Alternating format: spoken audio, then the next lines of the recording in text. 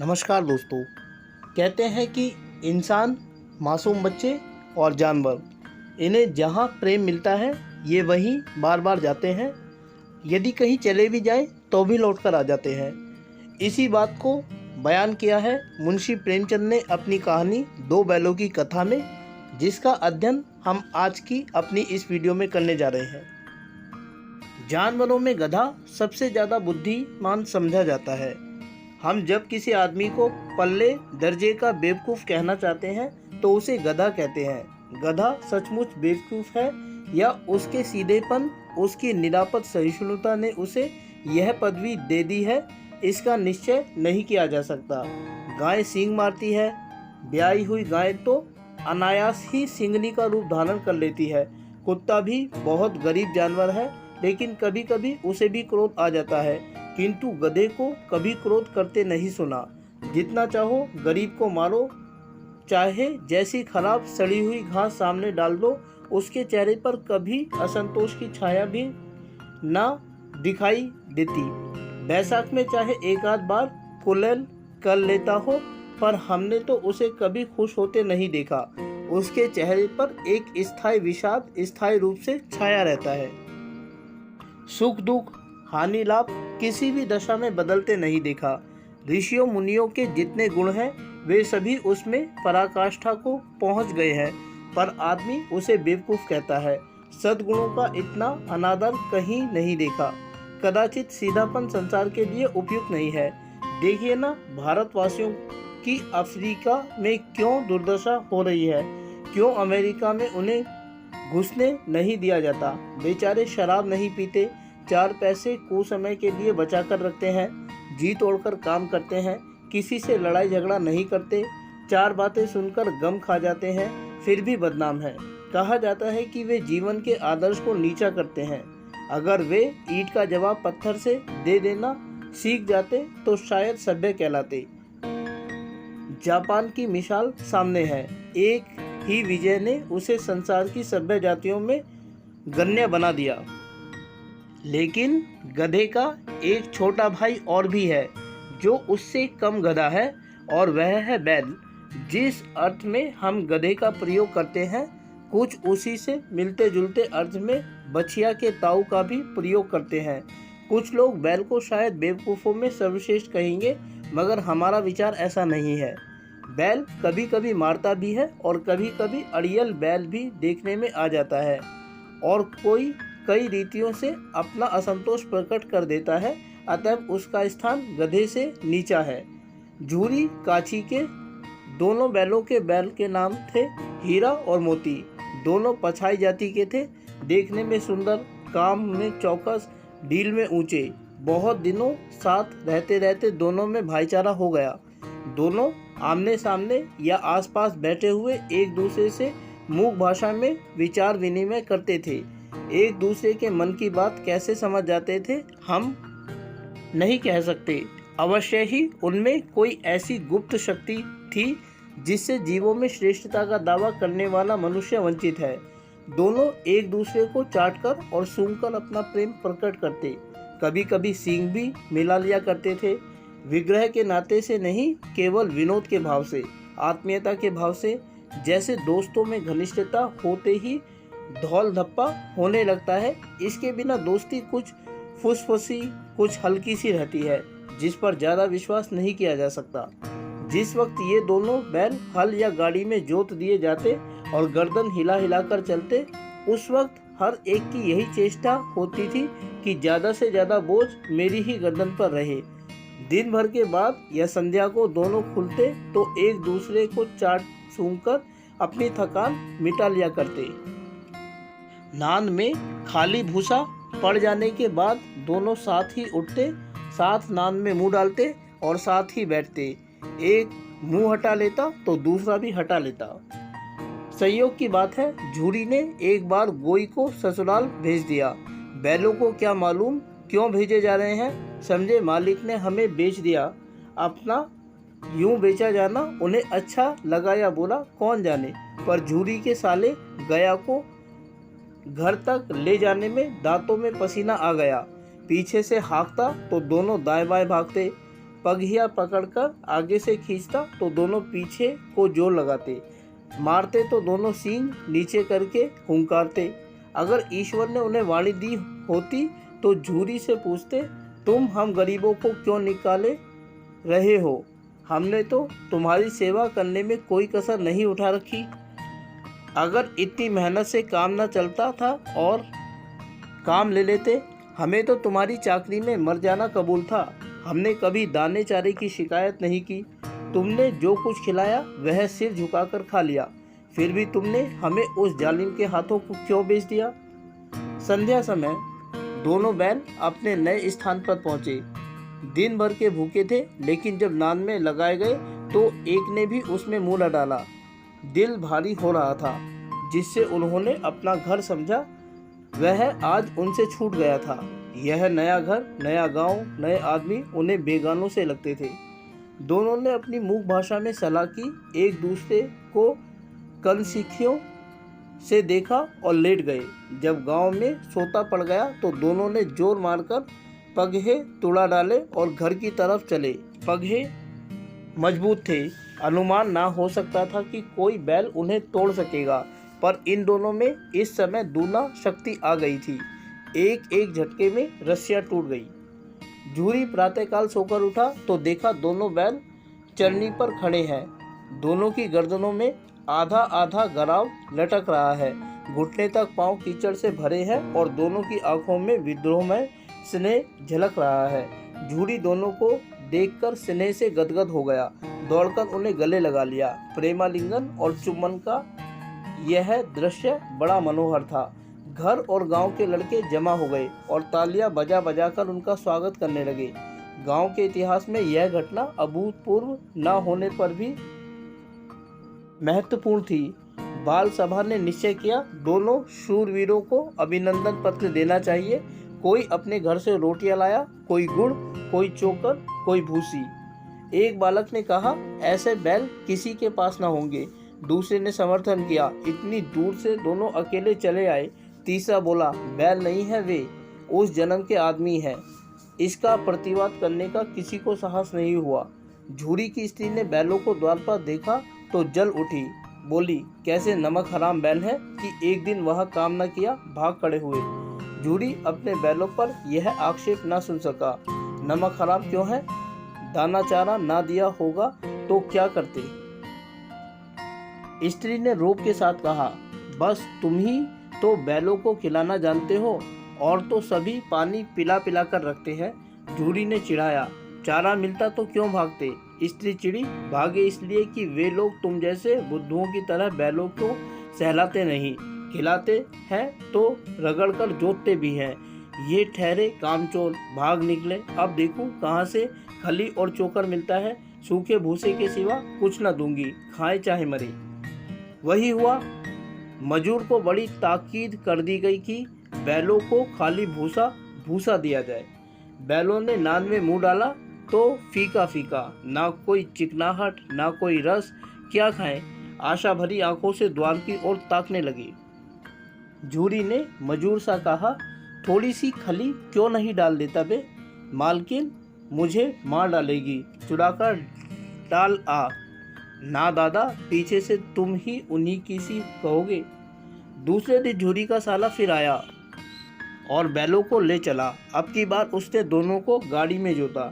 2-4 बार मोती ने गाड़ी को सड़क की खाई में गिराना चाहा, पर हीरा ने संभाल लिया। वह ज़्यादा सहनशील था। संध्या समय घर पहुंचकर उसने दोनों को मोटी रस्सियों से बांधा और कल की शरारत का मजा चखाया। फिर वही भूसा, सूखा भूसा डाल दिया। अपने दोनों बैलों को खली, चूनी सब कुछ दी। दोनों बैलों का ऐसा अपमान कभी ना हुआ था। झूरी उन्हें फूल की छड़ी से भी न छूता था।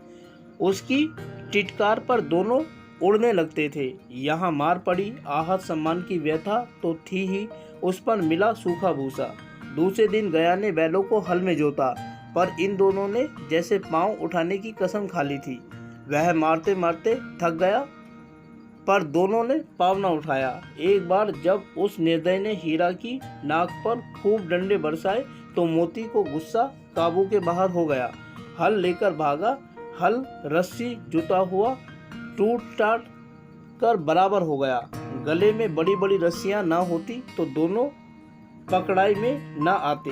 हीरा ने मूक भाषा में कहा, भागना व्यर्थ है। मोती ने उत्तर दिया, तुम्हारी तो इससे जान ही ले ली थी, अब की बार बड़ी मार पड़ेगी। पढ़ने दो, बैल का जन्म लिया है तो मार से कहाँ तक बचेंगे। गया 2 आदमियों के साथ दौड़ा आ रहा था, दोनों के हाथ में लाठियां हैं। मोती बोला, कहो तो दिखा दूं कुछ मजा, मैं भी लाठी लेकर आ रहा है। हीरा ने समझाया, नहीं भाई, खड़े हो जाओ, मुझे मारेगा तो मैं भी 1-2 को गिरा दूंगा। नहीं, हमारी जाति का यह धर्म नहीं है। मोती दिल में ऐंठकर रह गया। गया आ पहुंचा और दोनों को पकड़कर ले गया। कुशल हुई कि उसने इस वक्त मारपीट न की, नहीं तो मोती भी पलट पड़ता। उसके तेवर देखकर गया और उसके सहायक समझ गए कि इस वक्त टाल जाना ही मसहलत है।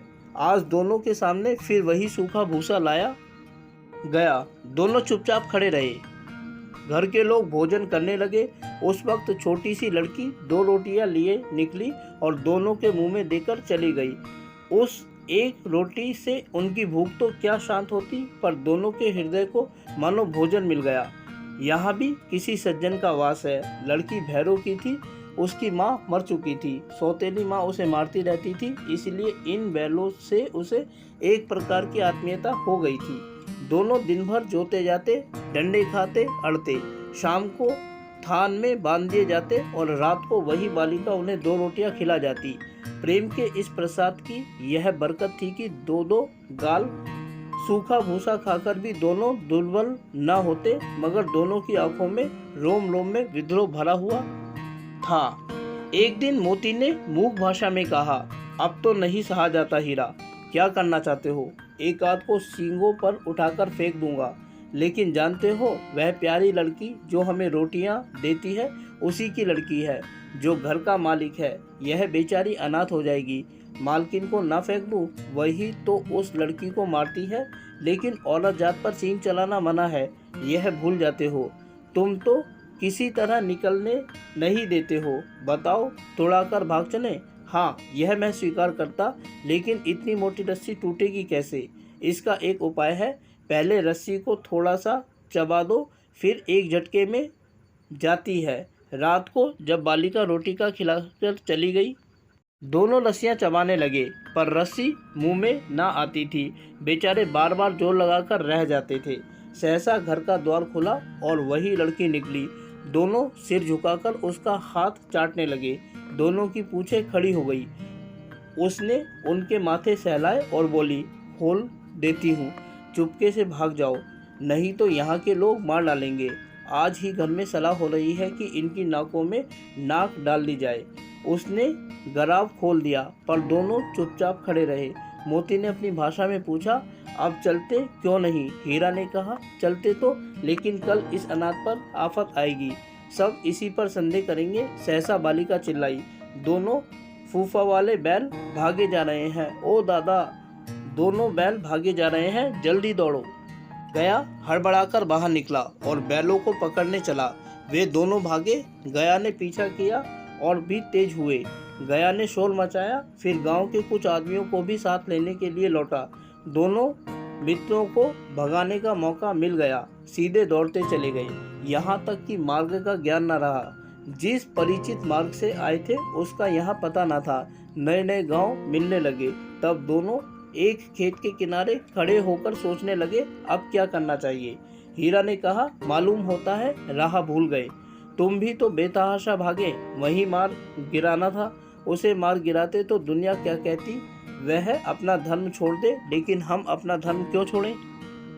दोनों भूख से व्याकुल हो रहे थे। खेत में मटर खड़ी थी, चलने लगे। रह रहकर आहट ले लेते थे, कोई आता जाता तो नहीं है।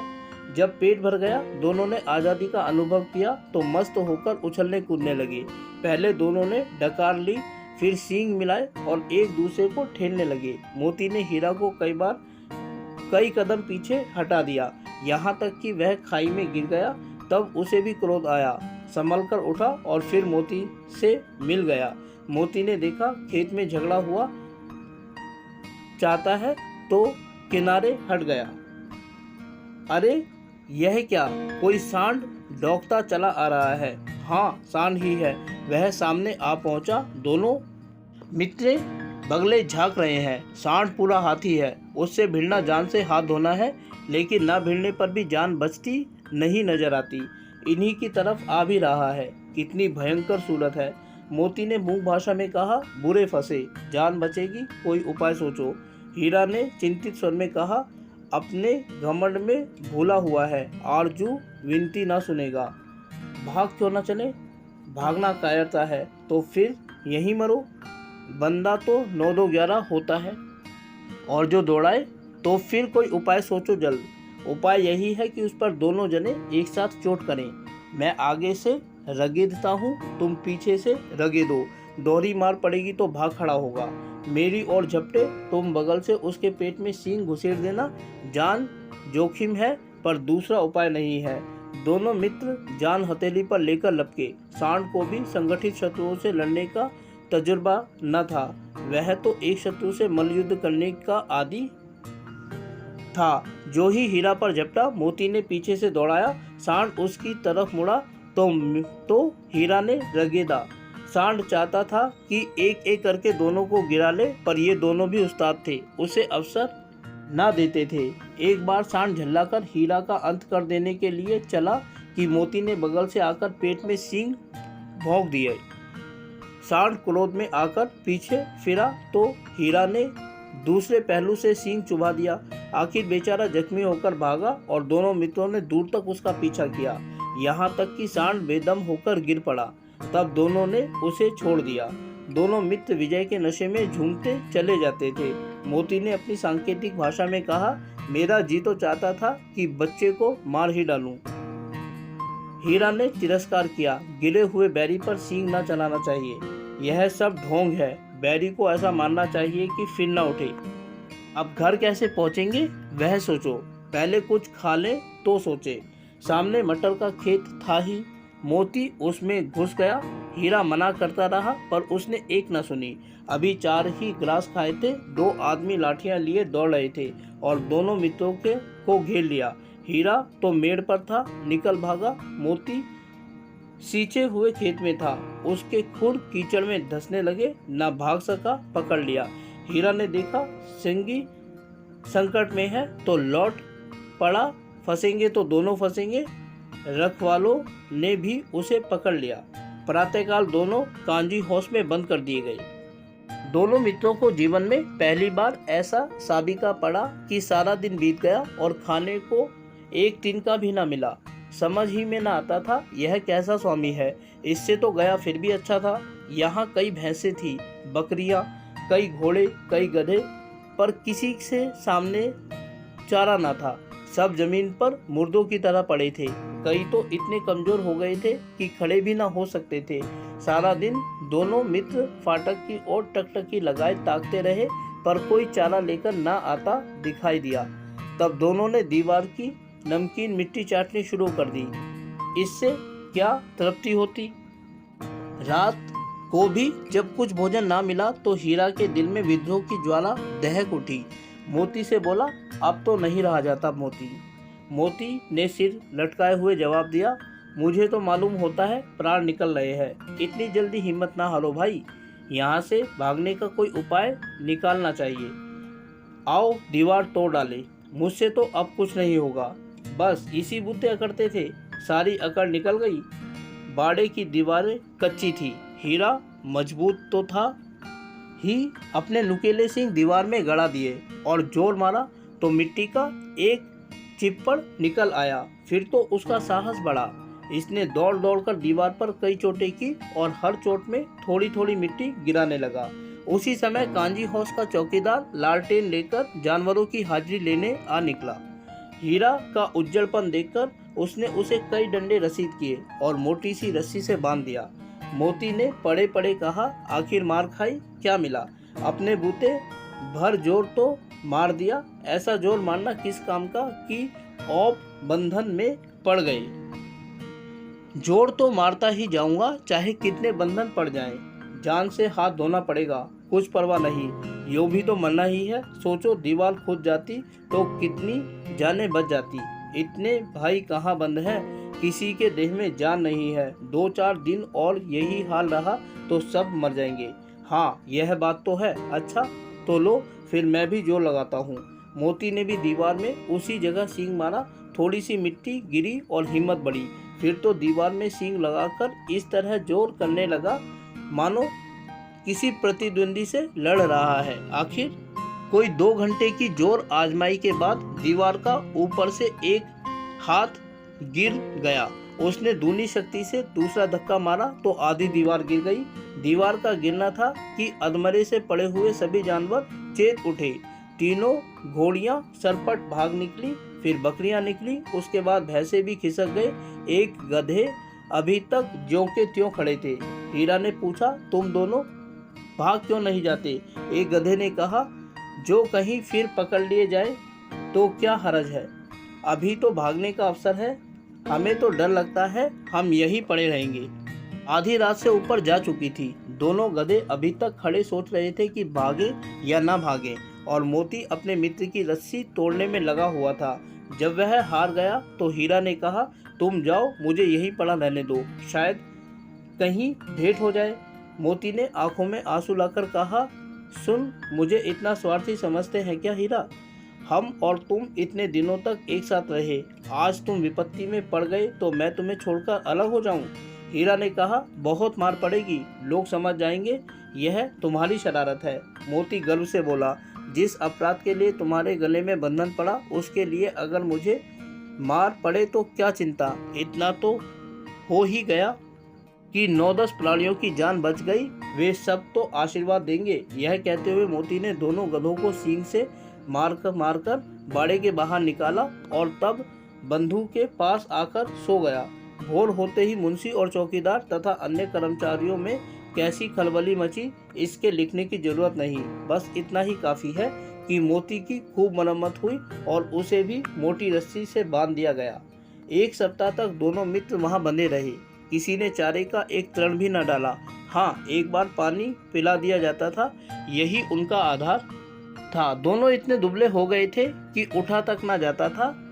ठठरियाँ निकल आई थी। एक दिन बाड़े के सामने डुग्गी बजने लगी और दोपहर होते होते वहाँ 50-60 आदमी जमा हो गए। तब दोनों मित्र निकाले गए और उनकी देखभाल होने लगी। लोग आकर उनकी सूरत देखते और मन फीका करके चले जाते। ऐसे मृतक बैलों को कौन खरीदार होता। सहसा एक दड़ियल आदमी जिसकी आंखें लाल थी और मुद्रा अत्यंत कठोर आया और दोनों मित्रों के कूल्हों में उंगली गोदकर मुंशी जी से बात करने लगा। उसका चेहरा देखकर अंतर्ज्ञान से दोनों मित्रों के दिल कांप उठे। वह कौन है और उन्हें क्यों टटोल रहा है, इस विषय में उन्हें कोई संदेह न हुआ। दोनों ने एक दूसरे को भीत नेत्रों से देखा और सिर झुका लिया। हीरा ने कहा, गया के घर से नाहक भागे, अब जान ना बचेगी। मोती ने अश्रद्धा के भाव से उत्तर दिया, कहते हैं भगवान सबके ऊपर दया करते हैं, उन्हें हमारे ऊपर क्यों दया नहीं आती। भगवान के लिए हमारा मरना जीना दोनों बराबर हैं। चलो अच्छा ही है, कुछ दिन सबके पास तो रहेंगे। एक बार भगवान ने उस लड़की के रूप में हमें बचाया था, अब क्या ना बचाएंगे। यह आदमी छुरी चलाएगा, देख लेना। तो क्या चिंता है, मांस खाल सींग हड्डी सब किसी न किसी काम आएगी।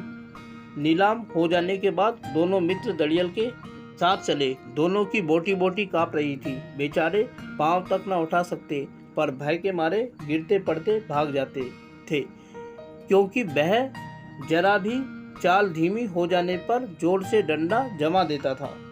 राह में गाय बैलों का एक रेवड़ हरे हरे हार में चरता नजर आया। सभी जानवर प्रसन्न थे, चिकने चपल। कोई उछलतास, कोई आनंद से बैठा पागुल करता था। कितना सुखी जीवन था इनका, पर कितने स्वार्थी हैं सब।